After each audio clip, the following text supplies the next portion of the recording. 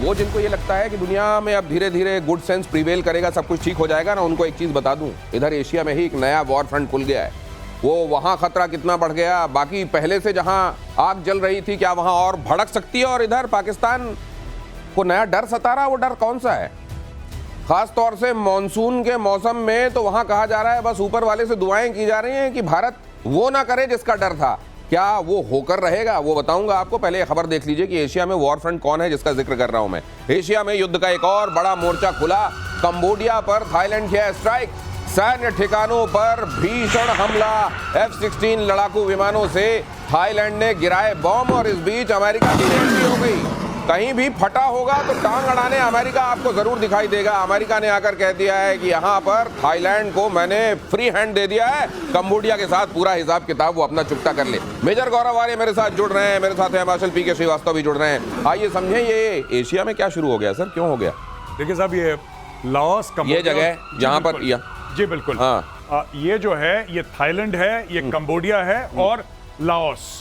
इसके बीच में ये जो इलाका है एमरल्ड ट्रायंगल जिसको कहते हैं, ये इसके बड़े कल्चरल इसके नुआंसेस हैं, इसके रिलीजियस बड़े हैं, हिस्टोरिकल हैं, और ये एक एरिया है which is a point of conflict between. तो क्या यहाँ पे जैसा कहा जा रहा है मंदिरों को लेकर हुआ है ये मामला? सर मंदिरों को लेकर नहीं है, वो कह रही है मीडिया मंदिरों को लेकर है। एक है गोल्डन ट्रायंगल, दुनिया की सबसे बड़ी ड्रग स्मगलिंग और ड्रग प्रोडक्शन रैकेट। अच्छा, जी जी जी, उसमें लाओस भी आता है, कंबोडिया है, सब के सब जिसको है ये गोल्डन ट्रायंगल में है। और गोल्डन क्रेसेंट है जिसमें अफगानिस्तान, पाकिस्तान, ईरान ये आता है गोल्डन क्रेसेंट में। तो ये पूरा का पूरा इलाका है। ये देखिए, ये लड़ाई टेरिटोरियल तो है, ये बात तय है कि लड़ाई टेरिटोरियल। ये भी बात वो लोग सच बोल रहे हैं कि यहाँ पे मंदिर की लड़ाई है, कल्चर की लड़ाई है। और ये तीसरी बात जो लोग नहीं बोल रहे हैं कि ये बहुत बड़ा ड्रग स्मगलिंग का, ड्रग प्रोडक्शन का एक इलाका है। तो ये असल में ड्रग इसके मूल में है क्या सर? ड्रग मूल में है। और एक और चीज है, हाँ। ये इलाका इतना फेमस क्यों कि टेरेन की भी लड़ाई है। अच्छा, ये ऊंचाई पर है। ओहो, हमारे पहले मंदिर सब ऊंचाई पर होते थे, हाँ, हाँ, ये ऊंचाई पर है। और वहां पहुंचने का एक आपको मसला और एक सहूलियत है कि हम मंदिर में जा रहे हैं। हाँ। और ये ऑलरेडी इसका फैसला हो चुका है कि ये कंबोडिया का है, लेकिन थाईलैंड पावरफुल है। Thailand is a powerful country, आपने देखा F-16 वगैरह उसके पास है। कंबोडिया से उसकी 10 गुना ज्यादा इकोनॉमी है। तो अब कंबोडिया जो है वो उसको कंट्रोल नहीं कर पा रहा है। और ये जो बताया हर के मूल में तो ट्रेड, टैरिफ या इकोनॉमी, और कहीं ना कहीं अमेरिका। अब यहाँ होते ही होते सर बयान भी आ गया, F-16 को लेकर बातें कह दी गई और कह दिया गया कि थाईलैंड है, हम कंबोडिया के साथ हिसाब कर लेंगे। ये क्यों सर, इतनी जल्दी? अब कंबोडिया को सपोर्ट करता है चाइना। अच्छा अच्छा, ये असल में अमेरिका वर्सेस चाइना हो रहा है क्या? द्वंद ये भी चलता है। तो ये दो बड़े, ये जो सुपर पावर और सुपर पावर का इल्हाम जिनको है, उन दोनों के बीच में चल रही लड़ाई के प्यादे हैं क्या सर? जी बिल्कुल, और ये प्रॉक्सीज बन जाते हैं, छोटे देश बड़े देशों की बन जाते हैं प्रॉक्सीज। जैसे फॉर एग्जांपल मैं उदाहरण देके एक समझा देता हूं कि मालदीव्स, मोदी जी जाते हैं लक्षद्वीप, मालदीव्स के 3-3 मंत्रियों के बयान आते हैं कि देख लेंगे इंडिया को। किसने उनको इतनी हवा भरी पीछे से? कहां से आई हवा? ये चाइना, ये चाइना से आई हवा। फिर उसके बाद ये भाई चाइना चला गया, मोहम्मद मुइज़ू। फिर उसके बाद उसको होश आया, उसको एक जिसको कहते हैं अवेकनिंग हुई मुइज़ू के अंदर कि भैया जब हम फंसे थे तब चाइना कहां था। तो अब वो मोदी जी को कह रहा है एक काम करिए, आप वापस आते वक्त जरा रुक जाएंगे 2 दिन के लिए, हमें बड़ा अच्छा लगेगा, बड़ी कृपा होगी महाराज, आप आ जाइए। तो मोदी जी वहां पे जा रहे हैं। तो ये सब चलता रहता है। जियो जैसे सर ने अभी बोला ना, सर ने बिल्कुल ठीक बात बोली है, बड़े बड़े देश हैं, ये छोटे छोटे देशों को प्यादों की तरह इस्तेमाल करते हैं। ये प्यादों की तरह इस्तेमाल करते हैं। और कंबोडिया वर्सेस थाईलैंड, आज बहुत सारे लोग हिंदुस्तान में, खासतौर से आप जानते हैं थाईलैंड को पसंद करने वाले बहुत सारे लोग हैं, बड़े चिंतित हो गए, अरे यहाँ वहाँ क्या हो गया। अगली खबर देखिए, ईरान के शहर इस्फहान में जोरदार धमाका। 2 धमाकों के बाद यूनिवर्सिटी में लगी आग। इस्फहान यूनिवर्सिटी ऑफ टेक्नोलॉजी में आग लगी। जुलाई में कई रहस्यमयी धमाके। अब ये ईरान के साथ अगर सीज फायर ट्रंप साहब ने करा दिया है तो ये धमाके हो कौन से रहे हैं? ये सीज फायर हो गया है सर यहाँ तो? सर इस्फहान यूनिवर्सिटी और बाकी कुछ यूनिवर्सिटीज हैं जहां पे न्यूक्लियर रिसर्च चलती है, वहां पे लेबोरेटरीज हैं।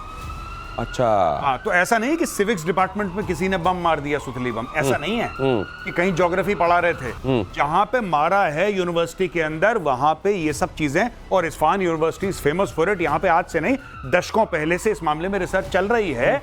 और अभी देखिएगा, फिर हम बोल देते हैं, कल परसों फिर बयान के तीर चलेंगे, बयान के बम चलेंगे।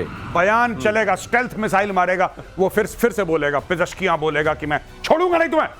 तमीज उसमें अमेरिका। एक बात ध्यान रखिएगा दिनेश, वही वाली बात है कि हो रहा है, किसी को पता नहीं कैसे हो रहा है, रहस्यमय है सब। इसी तरह रहस्यमय, जैसे बताया दिनेश, गौरव ने, बहुत रिसर्च का सेंटर है, यहीं से निकलेगी।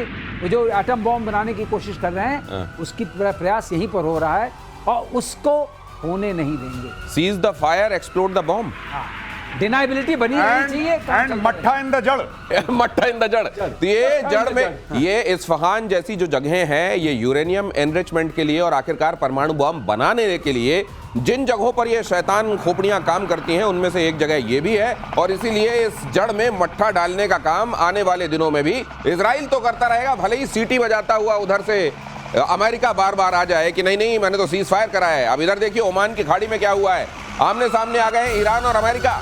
ईरान और अमेरिका आमने सामने आए, अमेरिकी विध्वंसक युद्धपोत से ईरानी नेवी का सामना हुआ। अमेरिका ने ईरानी हेलीकॉप्टर को मार गिराने की धमकी दी। ईरानी नौसेना ने अमेरिका को पीछे जाने पर मजबूर किया। इतना भी काफी कर दिया वैसे ईरान ने। सर नहीं, बिल्कुल। देखिए साहब, सर कुछ कहना चाह रहे हैं, सर बताइए प्लीज सर प्लीज। गुरिल्ले को चूहे ने धमकाया। गुरिल्ले को चूहे ने धमकाया कि मैं तुम्हें देख लूंगा, और गुरिल्ला पीछे हट गया। अब बताइए, ये बात कहीं इसलिए तो नहीं पीछे हटा कि तुम्हारे व्यू में ठीक से आ जाऊं, क्योंकि तुम्हें समा नहीं रहा होगा, तो ये थोड़ा पीछे आ जाता हूं, देख लो। पीछे हटा। कुछ पीछे नहीं हटा, उसका हेलीकॉप्टर आया था ऊपर, अमेरिकन ने धमकाया कि जाओ पीछे, तो वो चला गया, लेकिन बोला देखा धमकाया ना। लेकिन अब मेरे को समझ में आ गया आप ये क्या कह रहे हैं। आप ये कह रहे हैं वो जो बाद में अमेरिका के बेस पे वो जो मिसाइल ईरान ने मारी थी, जैसे वो फिक्स मैच था, वैसे ही दुनिया को देने के लिए एक खबर यहां से प्रोड्यूस की गई। ऐसा है क्या सर? आप झुकेगा नहीं, झुकेगा नहीं। ये स्टंट है। ये स्टेल्थ है, ये स्टेल्थ हेलीकॉप्टर था इनका, कोट अनकोट कह रहे हैं, एक्चुअली स्टेल्थ नहीं था, लोग गलत ना समझें। लेकिन वही चीज है, आपने हेलीकॉप्टर भेजा, यहाँ पे अमेरिका का वॉरशिप खड़ा हुआ है, अमेरिका का वॉरशिप को धमकाना, देखिए धमकी फ्री में है। ये देखिए साहब, ये एक बात बताइए, आपने इनको धमकाया, इतना बड़ा चौड़ा यहाँ पे हेलीपैड भी बना हुआ है सामने, आप हेलीकॉप्टर लेकर आए, आपने धमकाया उड़ा के रख दूंगा। उसने बोला भाई हट, हवा आने दे। उसने बोला ठीक है, धमकाया तो था मैंने, अपना काम पूरा करा है, कर लिया। On a serious note Dinesh, helicopter for this is a sitting duck. अच्छा, प्रैक्टिस करते हैं ना, ओके, जो क्या उसको बोलते हैं, कबूतर मारी क्या बोलते हैं, स्किट। अच्छा, उससे कम लगेगा दम। ओके। तो ये कोई मतलब तो आप लोग जो इशारा कर रहे हैं मेरे समझ में आ गया है। एक हाथी कहीं पर बैठा हुआ था, चूहा गया और उसने एक छोटा सा तिनका उठाया और हाथी को चुभाना शुरू किया। इतने में हाथी जहां बैठा था, ऊपर नारियल का पेड़ था, नारियल एक टूटा, हाथी के सिर पर लगा, उसके मुंह से कराह निकली। इधर चूहे ने कहा अब पता चला, मुझसे पंगे मत लेना। ये वो वाली बात है। आगे खबर देखिए, यूक्रेन पर रूस का जोरदार हमला, ज़ेलेंस्की के गढ़ में ग्रैड रॉकेट की तेज बौछार। रूस ने 20 सेकंड के भीतर 40 रॉकेट दागे। रशिया और यूक्रेन युद्ध में शांति की तीसरी कोशिश नाकाम। ये शांति जो है, मुझे समझ, ये शांति कहाँ है, कौन है? रशिया यूक्रेन वाले मामले में कहाँ से आती हैं, किधर को जाती हैं? लेकिन फिर भी इनका नाम बार बार सुनते रहते हैं हम लोग। बिल्कुल, ये जो ग्रैड भी हैं, जो अभी आप पिनाका सुनते हैं ना जी, Pinaka is a highly advanced version. अच्छा, हाईली एडवांस्ड वर्जन। पहले एक जमाने में हमारे टाइम पे भी ग्रैड भी हुआ करता था फौज में। युद्ध के मैदान में जितनी वेपनरी काम करती है, उसमें सबसे खतरनाक अगर कोई विजुअली देखने में लगता है ना, लैंड फोर्सेस में। ये बात सही है, लैंड फोर्सेस में अगर आप देखें तो, अगर आप देखें पिनाका की फायरिंग या आप ग्रैड की फायरिंग देखें, तो एक साथ जो रॉकेट निकलते हैं ट्रेल छोड़ते हुए, और ये मारक क्षमता भी इनकी इतनी है, मैं आपको बता दूं, जैसे पिनाका है 1 किलोमीटर बाय 800 मीटर्स, 1 किलोमीटर बटा 800 मीटर के उस इलाके को राख करने की क्षमता है, एशेज। मतलब करीब 2 स्क्वायर किलोमीटर।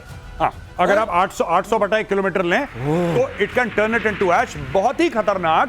तो वो ग्रैड वैसा ही सिस्टम है, मल्टी बैरल, MBRL बोलते हैं, मल्टी बैरल रॉकेट लॉन्चर। एक साथ शॉट में निकलते रहते हैं रॉकेट और गिरते रहते हैं। 20, 30, 40, 50, 60 किलोमीटर की मारक क्षमता इसकी और भी होती है। तो ये सब है, माय गॉड। और ये इस तरीके का देखिए, 20 सेकंड के भीतर कितने 40 छोड़े जा रहे हैं। और यहां पर अगर किया जा रहा है, चलिए इतना ना मानिए आप, 1 स्क्वायर किलोमीटर भी मान लीजिए, तो यूक्रेन ने अभी क्या झेला है और क्या झेलता जा रहा है। और क्यों झेलता जा रहा है? क्योंकि ज़ेलेंस्की ने भी ठान रखा है झुकेगा नहीं जब तक पूरे इलाके की एक तरीके से बखिया नहीं उधड़वा देगा। और बचा क्या है वैसे? उनके घर में हुआ था। हाँ, ये उनके घर पे हो रहा है और ये घर पे हो रहा है। ये उनका ही गांव है। ये अपने गांव में जब होता देख रहे हैं तो उनको लग क्या रहा होगा कि वो जो आग उन्होंने लगाई हुई है अब उनके घर तक पहुंच रही है, या इस बात पर खुश हो रहे होंगे कि अब तो घर तक पहुंच रही है, अमेरिका और हथियार देगा। दिनेश, इससे पहले आपके उस एपिसोड में हुआ था कि उनके खिलाफ प्रदर्शन हो रहे हैं। प्रदर्शन हो रहे हैं। ये उनके ऊपर अरे ये घर के करीब क्यों हुआ है? इसकी वजह ये है कि घर में प्रदर्शन होने लगे थे, लोग नाराज होने लगे हैं, खुद को विक्टिम और बताया ये कि देखो मेरी तक जान पर कितनी बनी हुई है और मैं नहीं रहूंगा तो तुम लोगों का क्या होगा। कहीं ये रशिया को कहते हैं भाई थोड़ा घर के पास मारो यार, मैं फॉल्स फ्लैग टाइप का कुछ हाँ कर दो। ये देखिए, ये किसी भी लेवल तक जा सकता है ज़ेलेंस्की, पर अब हमला हुआ है ज़ेलेंस्कीपुर पर। ज़ेलेंस्कीपुर, ये ज़ेलेंस्कीपुर है, सही नाम दिया है, ज़ेलेंस्कीपुर। ज़ेलेंस्कीपुर पे जो हमला हुआ है, अब इससे देखिए ये सारा का सारा ना ऑप्टिक्स कहते हैं हम लोग ना, war has its own optics. तो वहां पे कि मैं बेचारा, मैं विक्टिम, मैं तुम्हारे लिए लड़ रहा हूं, मेरी जान खतरे में। पेजेश्कियान ने यही तो बोला था कि नहीं मेरी जान नहीं, मुझे मारने आए थे लोग, समझो। वही ज़ेलेंस्की कर रहा है out of the Iran playbook, मुझे ऐसा लगता है। ये ज़ेलेंस्कीपुर में, लेकिन अगर ये सोच रहे हैं वो कि एक दो फोड़कर वो रशिया चुप हो जाएगा, अब ये वो समझ लें, कहते हैं ना कि बुढ़िया मर गई, इस बात का डर नहीं है, मौत ने घर देख लिया, इस बात का खतरा है। अब ये ज़ेलेंस्कीपुर देखा जा चुका है, रशिया ने देख लिया। रूस ने खार्किव पर मिसाइल ड्रोन से अटैक किया। अगली खबर देखिए, 103 ड्रोन और 4 मिसाइल से जोरदार अटैक। हमले में कम से कम 16 लोग जख्मी, कई घर तबाह। सर ये वैसे दर्शकों को भी आदत पड़ गई होगी, दुनिया को भी आदत पड़ गई है इसकी। जैसे बैडमिंटन में वो शटल कॉक इधर से उधर होता है ना, वो चल रहा है रशिया यूक्रेन के बीच। बिल्कुल बिल्कुल। लेकिन सर ये क्या ये सीटी बजेगी या खेल रुकेगा? देखिए, खेल मुझे ऐसा लगता है दिनेश भाई तभी रुकेगा जब आप ये देख लेंगे कि ठीक है अब अमेरिका या वेस्टर्न पावर जो है यूक्रेन को हथियार दे रहा है। देखिए वो तैयार है लड़ने के लिए। ज़ेलेंस्की को चाहिए पैसा। ज़ेलेंस्की बन चुका है मर्सनरी। आप आहुति देते रहिए, हवन कुंड में आग चलती रहेगी। ये ड्रामा चल रहा है वहां पे। टोटल मैं आपको सरलीकरण करके बताऊं कि वहां पे आप सप्लाई करते रहिए मटेरियल, मैन पावर उसके बाद है, लोगों को मरवा रहा है, उसको कोई फर्क नहीं पड़ता। पुतिन कहता है तू मरवा रहा है, मेरा क्या जा रहा है, चलो पुतिन भी मार रहा है। और पुतिन ने 20% घेर लिया, जैसे आपके प्रोग्राम में डिस्कस करा था हमने। और वो 20% घेरा है जो बड़ा मिनरल रिच है, जिसमें खनिज पदार्थ जमीन के नीचे हैं, जिसमें लिथियम है, जिसमें दुनिया भर की चीजें, वो सारा का सारा तो घेर लिया। अब वो और घेरना चाहता है और ज़ेलेंस्की भी लड़ता रहेगा जब तक पैसे आते रहेंगे। जिस दिन पैसा नहीं आया ज़ेलेंस्की गायब। और ये तब तक क्या यूक्रेन जिसको हम जानते रहे, यूक्रेन अपने तरीके का एक समृद्ध और दुनिया को समृद्ध बनाने में कंट्रीब्यूट करने वाला देश रहा है। क्या उस मोड़ तक पहुंचने तक भी यूक्रेन वैसा रह जाएगा या बहुत देर लगेगी यूक्रेन को वहां तक पहुंचने में? श्रीवास्तव सर, बहुत देर अब लगेगी, क्योंकि यूक्रेन की जो कंपनीज थी, अगर मैं आपको नाम बना दूं, अपने आप में लीडिंग कंपनीज थी। जब ये यूएसएसआर था, यूक्रेन को मना था ब्रेन ऑफ यूएसएसआर। जितनी R&D वहाँ होती थी कहीं नहीं होती। यूक्रेन के पास आर्टम है, आर्सेनल है, पैवलोग्राड है, एंथनोव है, मोटरसिच है। ये क्या है? सीकर्स बनाते थे, ट्रांसपोर्ट एयरक्राफ्ट बनाते थे, हेलीकॉप्टर के इंजन्स बनाते थे, और ये सारी चीज़ें जो हैं वो बहुत ज़रूरी थी पूरे अस्त्र शस्त्र को बनने के लिए। वो सब नष्ट हो गया। अब सिर्फ बेवकूफ बनाते हैं। और अब क्या रह गया? ओलिगार्क्स आए, जब उनका विघटन हुआ, जी बिल्कुल, उन ओलिगार्क्स ने अपने बच्चों को यूरोप में भेज दिया और कहा अब हम यूरोप में शामिल होंगे और नाटो के मेंबर बनेंगे। उस जुनून ने पूरा का पूरा यूक्रेन नष्ट कर दिया। यूक्रेन के पास अब कुछ नहीं है, इनमें से कुछ नहीं बचा है, ना पैसा बचा है ना आर्मी। और वो जो 20% एरिया गया है दिनेश, उसमें गोल्ड के भी माइंस हैं, गोल्ड माइंस भी हैं, रेयर अर्थ मेटल भी है, माइंस हैं, रेयर अर्थ हैं। और आपके शो में ही हुआ था। तो ये कुल मिलाकर ये है कि कुछ लोगों की जिद की वजह से पूरा का पूरा एक इलाका, उसमें रहने वाले लोग, उसकी समृद्धि कैसे प्रभावित होती है, उसका एक उदाहरण है रशिया यूक्रेन। और रूस पर यूक्रेन का जोरदार पलटवार भी देख लीजिए। रूस के इंफ्रास्ट्रक्चर पर ड्रोन से हमला, फ्यूल डिपो, ऑयल रिफाइनरी पर अटैक। यूक्रेन ने रूस के हवाई अड्डे के आसपास के इलाके को भी निशाना बनाया। और यहाँ जो हमारे एक्सपर्ट्स लगातार आपको बताते रहते हैं कि असल में यूक्रेन भी अपनी तरफ से रशिया में हमले करने से चूकेगा नहीं, क्योंकि इसी बेसिस पर हर एक घटना को दिखाकर वो हथियार मांगता क्या है, एक तरीके से उधार में खरीदता है। और ये क्योंकि वो चलता रहेगा उधर, न सिर्फ ज़ेलेंस्की की कुर्सी बची रहेगी, अमेरिका के हित हथियार बेचने के हिसाब से चलते रहेंगे। इसलिए ये जो घाव है, ये बहुत जल्दी इसका मरहम कहीं विश्व के पास दिखाई देता नहीं है। लेकिन क्या ये जो लोग अभी कहते हैं ना कि जो पैरासाइट होते हैं उनको बड़ा आनंद आ रहा होता है, लेकिन वहीं पर कहीं ये होता है कि जो प्रे होता है वो मर जाता है और फिर वो पैरासाइट्स को ही मरना पड़ता है। क्या उस तरह के हालात पर तो नहीं जा रहा है ये मामला? देखिए, ये इस लड़ाई से सबको फायदा है। रशिया को यह फायदा है कि रशिया जगह घेर रहा है और मिनरल रिसोर्सेज ले रहा है, रशिया को एक फायदा है। और आगे जो नेटो और ईयू वाला मामला है वो भी रशिया को फायदा है। जेलेंस्की को फायदा है कि जेलेंस्की को फंडिंग हो रही है और जेलेंस्की को हथियार मिल रहे हैं। जेलेंस्की तख्त पे बैठा है, ताज अपने सर पे लगा के बैठा हुआ है। यूरोप और अमेरिका को यह फायदा हो रहा है कि उनको एक बेवकूफ मिल गया है जो अपने लोगों को मरवा के हमसे पैसे, हमसे हथियार लेके रशिया को मार रहा है, रशिया को नुकसान पहुंचा रहा है। तो इसमें सबका फायदा है। इसलिए लड़ाई, लोग कह रहे हैं क्यों नहीं रुकी, ट्रंप कह रहा है सीज फायर। अरे भाई, वो चीज कैसे रुक जाएगी जिसमें सबका फायदा है? वो लोग रुकने नहीं देंगे। इसमें पुतिन का फायदा, इसमें ट्रंप का फायदा, इसमें यूरोपियन यूनियन का फायदा, इसमें जेलेंस्की का फायदा। एवरीबडी इज मेकिंग मनी, सब लोग खुश हैं। जो गौरव करें बिल्कुल सही है। कांग्रेस में यूएस के सेनेटर ने बोला कि this is the best war, हमारा कोई अमेरिकन नहीं मरा है और हमारी इकोनॉमी फार्मेसी में अच्छी हो गई और मिलिट्री इक्विपमेंट में अच्छी हो गई। तो मिलिट्री इंडस्ट्रियल कॉम्प्लेक्स ग्रो किया many folds, pharmaceutical complex grow किया मैनी फोल्ड्स। को लड़ाई होगी तो दवाओं की जरूरत पड़ेगी। तो ये कुल मिलाकर के इसमें बकरा कौन है? यूक्रेनियंस। वहाँ कॉन्स्क्रिप्शन है। आपको जाना पड़ेगा और जो नए रिक्रूट हो रहे हैं उनको 3-4 महीने की ट्रेनिंग दे करके और राइफल पकड़ा के फ्रंट। एक और चीज मैं ऐड कर दूं विद योर परमिशन सर, जो दिखता है वो बिकता है। आपने अपनी शो में कवर करा था कि भारत जैवलिन खरीद रहा है, एंटी टैंक मिसाइल। आपको याद होगा कुछ दिन पहले हमने कवर करा था javelin anti tank missile. Javelin anti tank missile का सबसे बड़ी जो उसकी नुमाइश हुई थी, कहां पे हुई थी दुनिया में? रशिया यूक्रेन में। जाहिर सी बात है भारत को दिखेगा, भारत लेगा, 10 और देश लेंगे जैवलिन मिसाइल। चांदमारी रेंज बन गई है। चांदमारी रेंज भाई साहब, ऐसा फायरिंग रेंज बना दिया यूक्रेन को। ये वेपन्स टेस्ट करो। वेपन्स को टेस्टिंग के लिए ये लेबोरेटरी बन गई है। आम यूक्रेनियन भुगत रहा है। वहां पर ऐसा नियम है कि अगर आपको फौज में भर्ती होना ही पड़ेगा, आप उससे मना नहीं कर सकते हो। तो वहां के लोग, आम लोग पिस रहे हैं और ये विन विन सिचुएशन वाली जो स्थिति बनी हो, जब इकोनॉमी का एक सशक्त मॉडल बन गया है तो वॉर क्यों रुकेगी? अब इधर देखिए, सीरिया के इदलिब में एक बड़ा धमाका हुआ। मारत मिस्रिन रोड पर बारूद डिपो में विस्फोट। धमाके में कई लोगों के मारे जाने की खबर। ब्लास्ट क्यों और कैसे हुआ इसका खुलासा नहीं हुआ। ये सीरिया भी हमेशा क्यों सुलगता रहता है? देखिए, इजराइल की आदत है ट्रंप की इज्जत रखना। ट्रंप ने बोला सीज फायर। देखिए, ट्रंप ने बोला सीज फायर ईरान में होगा, इज्जत रखी, सीज फायर हो गया, लेकिन धमाके चालू हैं। यहां पे ट्रंप ने बोला क्यों कर रहे हो, रोको। इज्जत रखी ट्रंप की, धमाके फिर चालू हैं। यानी कि इज्जत पूरी है, बात नहीं मानता, इज्जत पूरी रख रहा है। ये जो आप धमाके, धुआं के बादल देख रहे हैं, ये इज्जत रख रहा है ट्रंप की। वो अब ये करवाया किसने होगा? ठीक है, जो उनका प्रेसिडेंट है सीरिया का, उसने तो नहीं अपने ऊपर बम मरवाया है। वहां पे अभी कौन है? इजरायलीज हैं। आप मान के चलिए, हो ना हो इजराइल ने करवाया हो ना हो। तो ये अमेरिका की इज्जत रखते हुए जो किया जा रहा है, बात को मानूंगा नहीं, हुक्म को टालूंगा नहीं, ये दोनों ही बातें वहां जो चल रही हैं उसका ये उदाहरण है। और ये कुल मिलाकर इजराइल को जहां से भी, कहीं दूर दराज से भी ये लगता है यहां मेरे हित प्रभावित करने वाले लोग हैं जो मुझको नकारात्मक रूप से प्रभावित कर सकते हैं, इजराइल इंतजार नहीं करता। लश्कर और जैश की कश्मीर में नई साजिश। अगली खबर देखिए, युवाओं को भड़काने के लिए शुरू किया टीवी चैनल लॉन्च कर दिया। युवाओं को भड़काने के लिए टीवी चैनल के जरिए आतंकियों की भर्ती की जा रही है। सोशल मीडिया पर भी युवाओं को भड़काने का काम जोर शोर से चलाया जा रहा है। बॉर्डर एरिया में आतंकियों की ट्रेनिंग वाले सेंटर फिर से शुरू कर दिए गए। इतनी मार खाने के बावजूद फिर से सब शुरू है। ऐड भी चलते होंगे, देख लेना उस टीवी पे। मैं आपको बता रहा हूं किस टाइप के?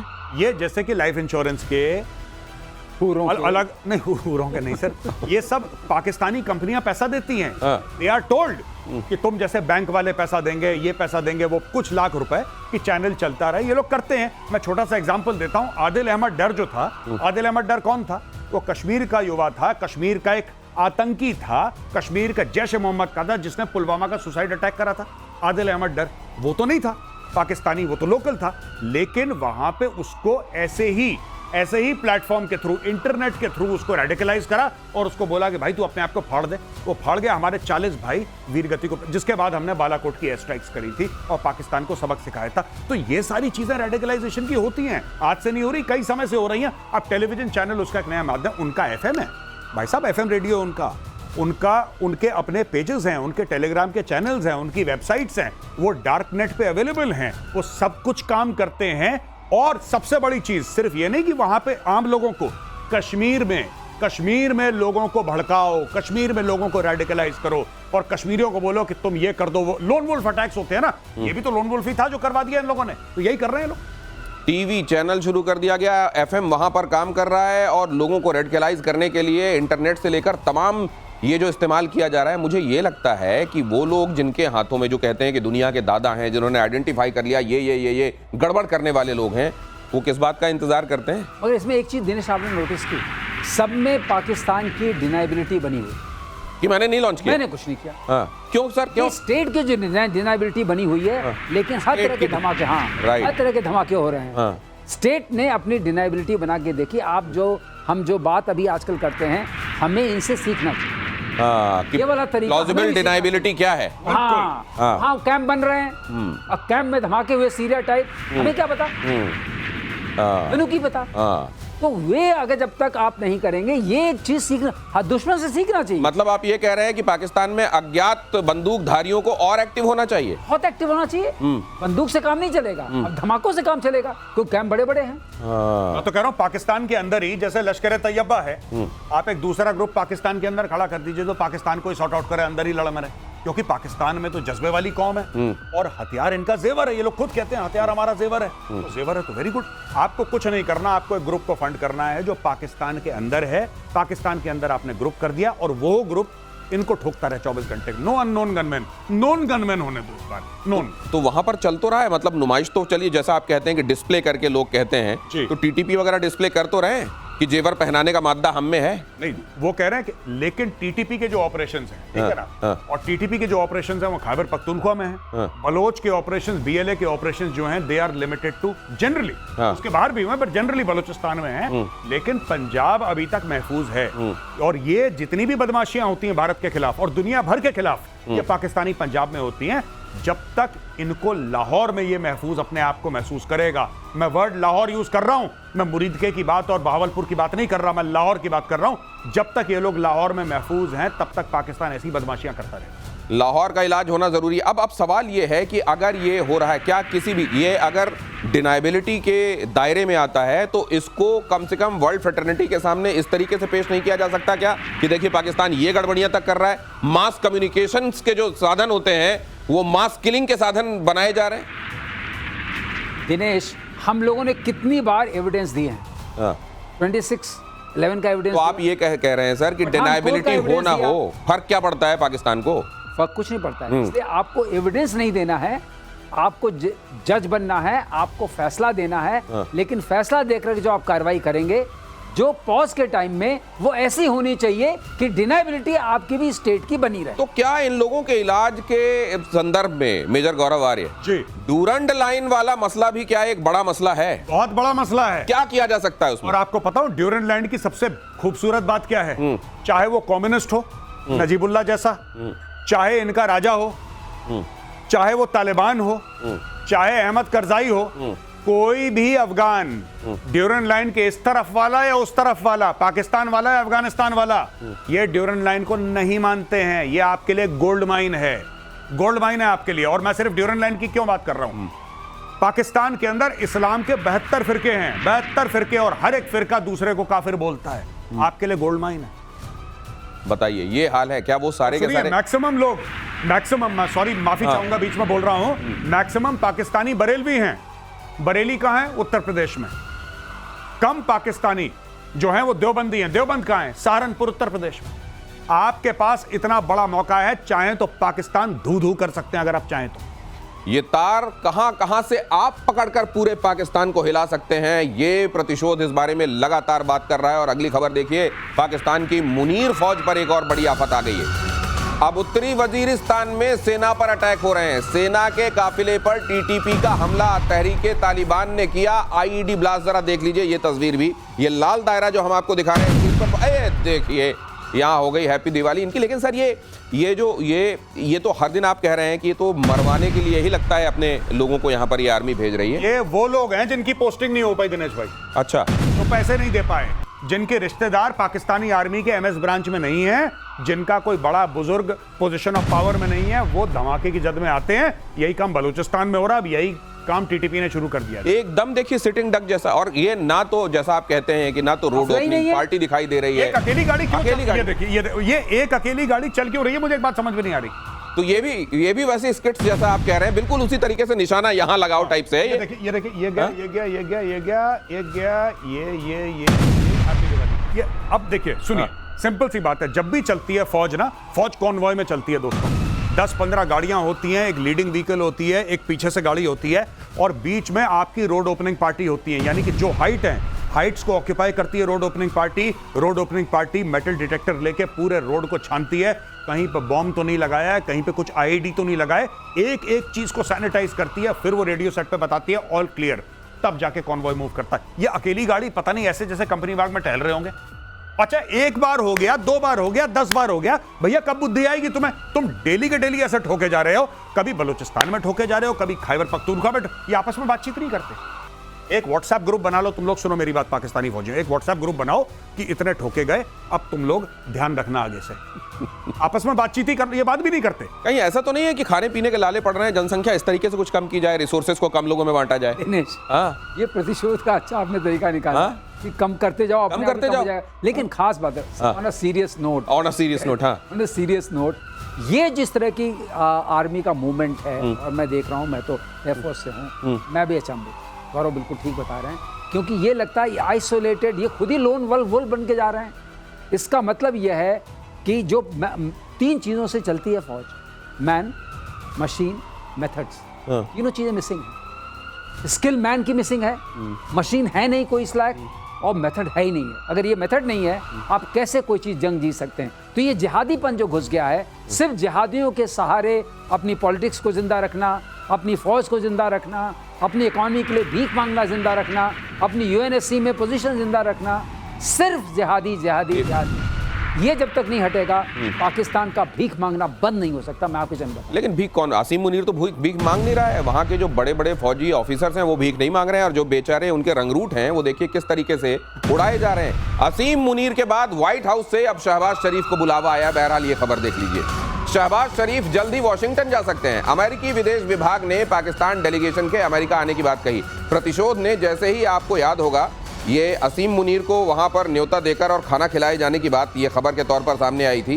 प्रतिशोध में ये बात कहा गया था कि भाई ये है क्या डेमोक्रेसी का समर्थन करने वाला, पूरी दुनिया में डेमोक्रेसी का झंडा बरदार अपने आप को कहने वाला अमेरिका, कि वहां के एक फौजी ऑफिसर को बुलाकर वो लंच करा रहा है। और शायद अमेरिका में ये बात सुनी गई तो एक कठपुतली वहां की डेमोक्रेसी के नाम पर, एक मुखौटा वहां शहबाज शरीफ जो हैं उनको बुलाकर खुरचन खिलाई जा रही है। नहीं, मैं आपको बता रहा हूं, 2-3 जो असली माल है वो आसिम मुनीर के साथ डिस्कस हो चुका है।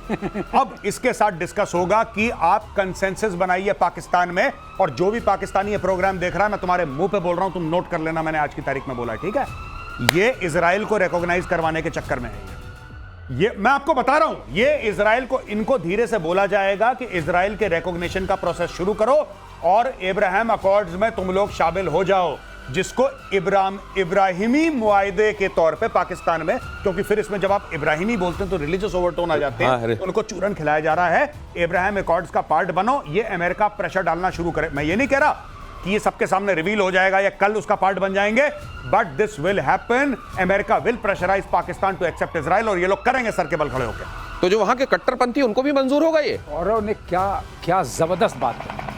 अगर ये प्रेडिक्शन गौरव का सही आता है तो ये पूरे इतने सालों की जो कहते हैं ना, जो उम्मा वाली चक्कर है, उसका क्या होगा। लेकिन ये बात हो सकती है, मैं भी इस बात को सुनने तो अगर सर ये इजराइल को ये रिकॉग्नाइज करते हैं, तो वो देश जो अजरबैजान को सबसे पहले दौड़ के जाके रिकॉग्नाइज किया था, वो इजराइल को रिकॉग्नाइज करेगा, कट्टरपंथी चुप बैठे रहेंगे वहां अंदर? अरे नहीं, बिल्कुल। आप सुनिए, मैं आपको एक बात बताता हूं, ये सारा, उनको एक बात पता लग गई अमेरिकन को कि ये जो लाहौर पार्टी है पाकिस्तान की, इसको जहां पैसा दो वहां लेट जाती है। ये जमीन में कालीन बन जाते हैं, ओरिजिनल कालीन भैया यही है, ये जमीन पे लेट जाते हैं, जिसने डॉलर दिए ये जमीन पे कालीन बन जाते हैं। अब इनको ये बात पता है, जैसे मुनीर को खाना खिलाया तो मुनीर से कुछ लिया। मैं पाकिस्तानी हूं तो मैं बार बार कहता हूं, जब तुमसे गोरा हाथ मिलाता है तुम्हारे मुल्क में लाशें गिरती हैं। याद रखना, जब गोरे ने तुम्हें खाना खिलाया है, जब गोरे ने तुमसे हाथ मिलाया है, तब तुम्हारे यहां लाशें गिरी हैं। अब तुम देखना, अगर शहबाज शरीफ व्हाइट हाउस पहुंच जाता है, इसमें इजराइल वाला एंगल है, क्योंकि इसमें फौज का एंगल तो हो ही नहीं सकता। नहीं होगा। फौज का एंगल तो आसिम मुनीर के साथ डिस्कस हो चुका है, वो मैटर क्लोज्ड है। अब इसको बोलेंगे कि तुम करो। ये कालीन भैया के तार बाद अब जोड़े हैं। अगली खबर देखिए। यूनाइटेड नेशन सिक्योरिटी काउंसिल की बैठक में भारत और पाकिस्तान में भिड़ंत। यूनाइटेड नेशन सिक्योरिटी काउंसिल की अध्यक्षता का बेजा फायदा उठा रहा है पाकिस्तान ने भारत पर आतंकवाद फैलाने का झूठा आरोप मढ़ा। भारतीय राजदूत ने यूनाइटेड नेशन सिक्योरिटी काउंसिल में खोली पाकिस्तान की पोल, पाकिस्तान को बताया आतंकवाद का सबसे बड़ा स्पॉन्सर देश। गजब गजब बेशर्म और धूर्त देश है ये। बिल्कुल। और एक और मैं पाकिस्तानी कौम को मुबारकबाद पेश करना चाहता हूं। मुबारक हो आपको, अल्हम्दुलिल्लाह। इस साल यानी कि पिछले 12 महीने में आपने 26 अरब डॉलर का लोन लिया है। कॉन्ग्रेचुलेशंस। 26 अरब डॉलर खा गए ये लोग। भाई, और लोन जिसको मिलता है इसका मतलब कुछ उसकी हैसियत होती है। बिल्कुल। और आप ये बात नहीं समझ रहे हैं। हैसियत है ना, जमीन देने की हैसियत है, एयरपोर्ट देने की हैसियत जमीन और है। जमीर हाँ, दोनों देने की हैसियत है। हैसियत जमीन वाला और लोन मिलता जमीर है। का सौदा और दूसरों पर आरोप। देखिए वो देश जो पूरी दुनिया में, आप किसी को नींद से जगा के पूछिए कौन है आतंकवाद को पनपाने वाला देश, कोई भी नींद में बता देगा। वो देश कह रहा है भारत है आतंकवाद को पनपाने वाला और उसको आगे बढ़ाने वाला। पाकिस्तान कह रहा है। देखिए, और अमेरिका से झटके के बाद तुर्की ने यूनाइटेड किंगडम से मिलाया हाथ। यूरोफाइटर टाइफून खरीदने की तैयारी में तुर्की 40 फाइटर के लिए एमओयू साइन किए। अमेरिकी F-35 प्रोग्राम से बाहर हो चुका है तुर्की। मैं तो सोचता था कि वो भी मौसी का लड़का ही है यूके इस मामले में। अमेरिका का ये वहां जाके हथियार मांग रहा है, मिल जाएगा? नहीं, देखिए फाइनली अमेरिका ये देखेगा कि उसके इंटरेस्ट क्या हैं, और जब उसको ये पता लगेगा कि हाँ उसके इंटरेस्ट अलाइन है, तो अमेरिका, ये तो सवेरे की बात शाम को भूल जाता है ना डोनाल्ड ट्रंप, ये भूल जाएगा अगर उसको कन्वीनियंट लगेगा तो। कन्वीनियंट लगा तो भूल जाएगा सर। लेकिन एक बात है, हाँ। यूरो टाइफून जो है हाँ। ये नियरली 4th जनरेशन है, 4th प्लस। हाँ। ये 5th जनरेशन नहीं, अच्छा, और स्टेल्थ भी नहीं। तो क्यों खरीद रहा है? और इसको 5 देश मिलके बनाते हैं, एक देश भी नहीं बनाता। और ये अमेरिका इसको खरीदने शायद देगा, अच्छा, क्योंकि उसमें भी उसकी भागीदारी होती है। अच्छा अच्छा अच्छा अच्छा। ये तो ये वैसा माल तो नहीं है जिसके खरीदार ना हो, चलो टर्की तू ही ले जा। हाँ, तो सही कहा। अच्छा अच्छा अच्छा ये अच्छा। हमारे साथ भी आया था, हमें भी अपने बेचने आए थे, हमने भी। Okay okay okay. तो ये वो वाला मामला है जो साप्ताहिक बाजारों में जब मंडी उठने लगती है 5 रुपए में सारे बैगन ले जाओ, वो वाला है। लेकिन वो भी टर्की खरीदेगा कि नहीं खरीदेगा, और वैसा अमेरिका होने देगा या नहीं, ये वक्त ही बताएगा। बहुत धन्यवाद आप सभी का प्रतिशोध में मेरे साथ जुड़ने के लिए। Thank you so much sir, thank you.